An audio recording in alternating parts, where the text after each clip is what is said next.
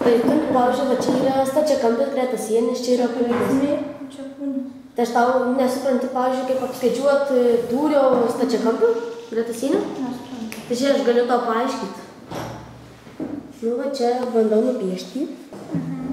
Nu tai va, matmenys čia bus 10, čia 6, o čia 5, ne? Tai tūrį žymime B raidę. Formulį A kart B kart C, ne? Nu tai dar čia bus A, čia B, o čia C, ne? A tai 10 kart 6 ir kart jau 5, tai lygu 300.